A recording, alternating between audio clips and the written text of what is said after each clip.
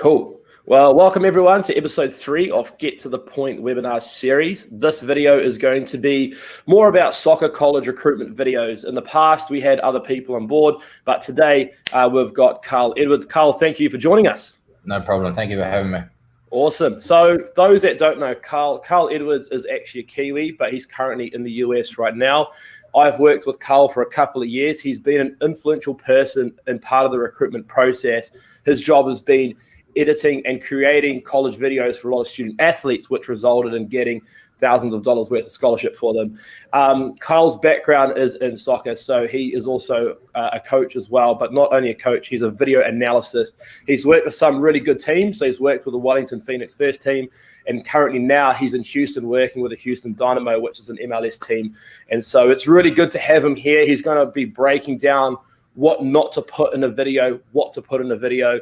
And hopefully by the end of this talk, you know exactly where things are at in terms of college recruitment videos. So, Carl, whereabouts are you right now? So I'm still in Houston. Unfortunately, with the COVID situation, I'm actually, can't get back into New Zealand for Christmas, which is disappointing, but it gives you an opportunity to sort of see the US. So yeah. First Christmas away. Man, it must be tough. It must be tough. But how long have you been in the States now? And how is it working with an MLS team? So I've been here 2 years now. So coming up to 2 years in January. It's an unbelievable experience. Like something I sort of never, you never really understand how big sport is in the US until you're actually here. So it's bigger than what I thought, and it's a good challenge. The level is very high as well. So it's been a very good experience for me. That's awesome. So I guess being a video analyst, you're looking at a lot of content from a lot of soccer athletes each day. What does your role actually do with your soccer team right now? So my role is more with the team in regards to opposition scouting, live in-game analysis, and post-game, along with sort of helping. We have a recruitment department, so I kind of sort of help with them and looking at players through scouting platforms that we have access to, through Y-Scout, which is a big platform worldwide.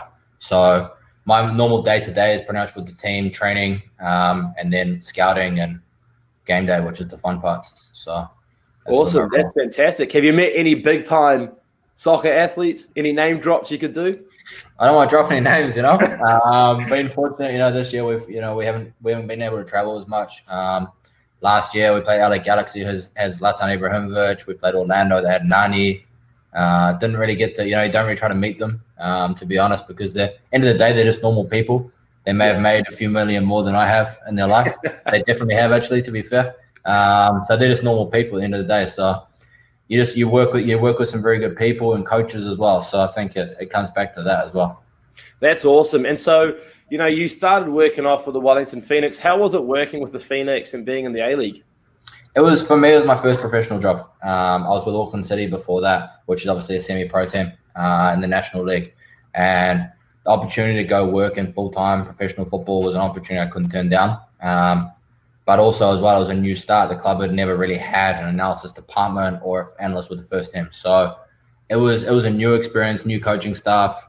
Then, you get the typical professional sport where a coach gets fired. And then you get another coach come in, a caretaker coach that's been around, and then they don't renew him at the end of the year and he becomes the assistant. So within 2 years, it was 3 head coaches. So it's an experience, but you learn a lot, right? So it was great to work with, the Kiwi player, Australians, and then experience some of the foreign players as well who are very good.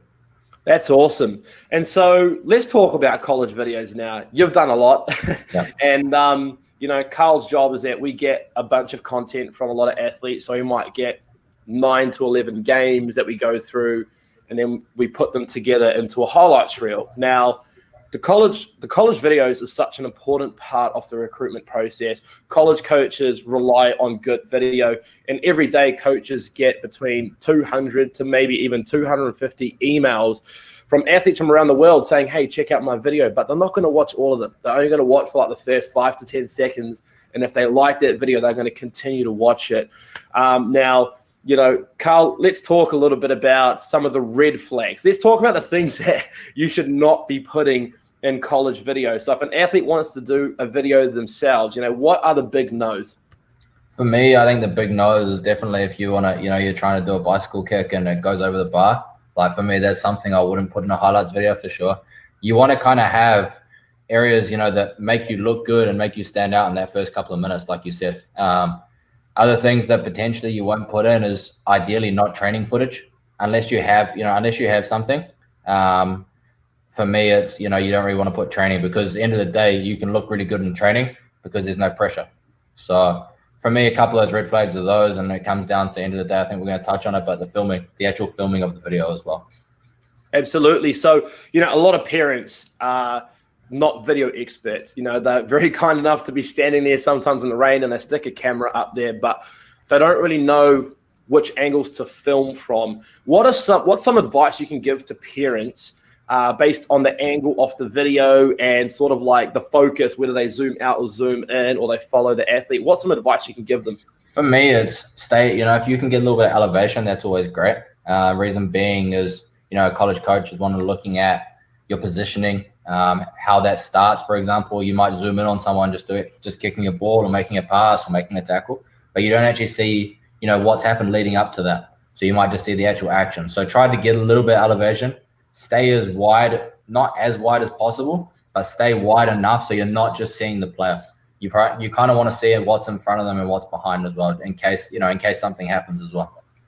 Absolutely. And I guess like sometimes I see videos on YouTube of some other athletes. Sometimes athletes start the process themselves and then they don't get anything, and they contact people like myself to get some additional help. And when I see their videos, you know, I get quite seasick sometimes.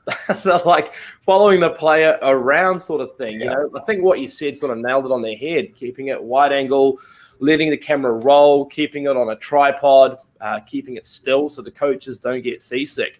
Now, here's one that I'm going to throw at you. What are your thoughts on music in videos? It's a great one. I'm kind of mixed. I think for me, you can always make a video better with music. It can make you want to pay attention to the video a little bit more. But also at the end of the day, I think if you've got no music and there's audio from the game, for example, whereas communication is not, you know, it's hard because a lot of the time it's parents that are filming it, but also you might hear some communication from the game from players. I think there's a balancing act of music and no music for sure. Maybe intros, you might add a little bit of music if you've got some information, or, you know, at the end. But I think for me, if you're going to start putting, you know, for example, Travis Scott all over your music, it's probably not going to help as well. And it's going to affect you putting it on YouTube, for example, as well. Absolutely. And I guess like the way you present yourself in a college video is how a coach interprets it, how you are as a person as well. And so like there was one video, for example, I remember I was talking to a college coach in LA and I was in their office and they said that they had this guy. He was an amazing player. He was actually an under-20 representative as a striker, but the music was horrendous. There was a lot of profanity in it. It wasn't the type of music you would want to hear. And the coach was saying to me, look, the kid was great, but this student athlete is going to be representing our college. And if this is what they're into, we're not into that. And so you got to be so careful. But on the other hand, I won't name the club, but I had an athlete send me video from New Zealand. And at this club, they had an amazing stadium. And one of the guys filming it, you know, was just talking to his mate in the background. And they were just chirping. They were saying a lot of swear words. And, you know, it was a shame that we couldn't put that raw audio, that match audio in the video. And we had to mute it. And so I think that, you know, the vibe of the game, if they hear people like clapping and celebrating and cheering, that adds value to a video. But if there's people around you like swearing at the ref or doing anything like that or being disrespectful, it's probably not going to help you at all. So I guess like where you stand to position the camera is also really important. You know, look around you. Are there people yelling? Are there people that are going to be disturbing the audio? I think that's something. Now, Carl, let's talk about, you know, obviously there's different positions. You know, we've got a lot of goalkeepers that we've worked with, a lot of defenders, midfielders, etc. Let's talk about the segments of a video. Do you think a video should just be like 8 minutes, just pure random highlights all over the place? So, for example, for a striker, it might be like a goal, assist, a defensive play, another goal, or should it be like segmented based on what they're trying to do in that video? I think for me, it can go either way. A goalkeeper can sort of be mixed, I think, to be honest. But if you're looking at like a midfielder, for example, and you're wanting to look at how they pass and you want to look at their passing range, I'd say it probably needs to kind of be all together in terms of that. But I think it all depends on what you're trying to really showcase as well. if you're, for example, if you're a player that's physically very good, you can sort of compile a game, a few games together, because you're really trying to show that point of, physically I'm good, I'm strong, I can win a ball, but I can also pass. And a lot of those things will overlap, as opposed to having like a 5-second clip of you winning a tackle, then the 5-second clip of you passing, but then having a separate. If it's a 10-second clip of you winning the ball, and then playing forward, I think that's okay to have. So there's pros and cons, I think, to both. At the end of the day, I think it comes down to the individual, and also, what the schools are potentially looking at as well. Absolutely. I think, from talking to a lot of coaches, they haven't seen these players live before. They're getting a YouTube link and they're clicking it and they're putting it up on a screen.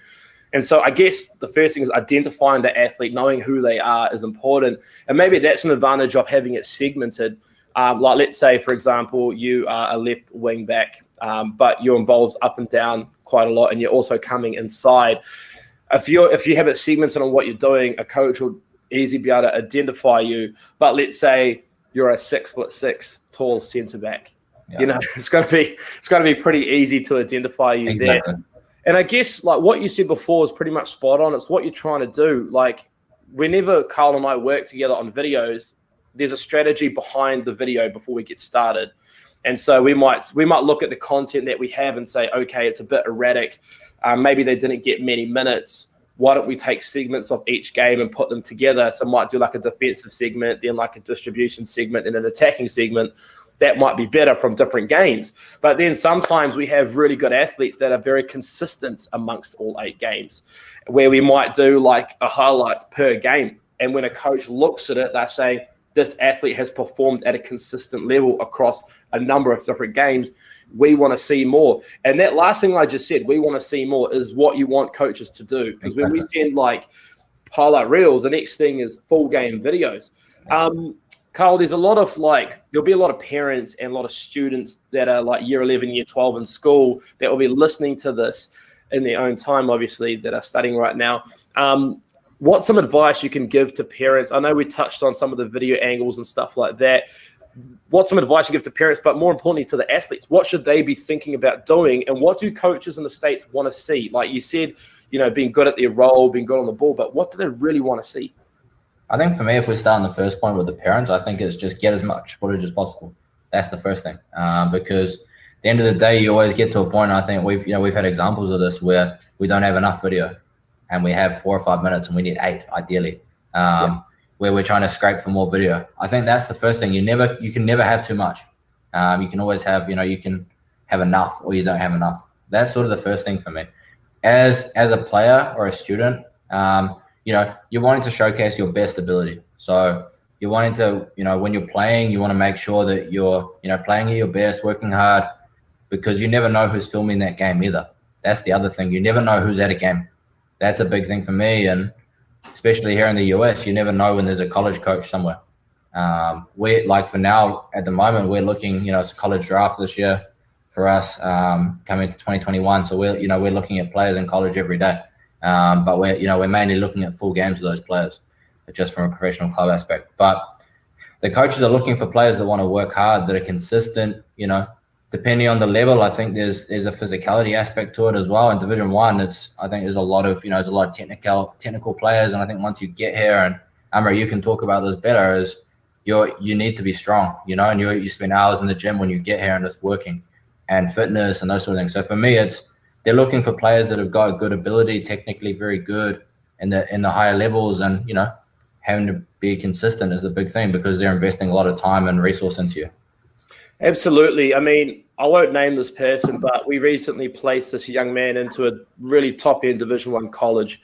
And what sort of attracted his offers was his athletic ability. He was fast, he was very quick, and he's very strong.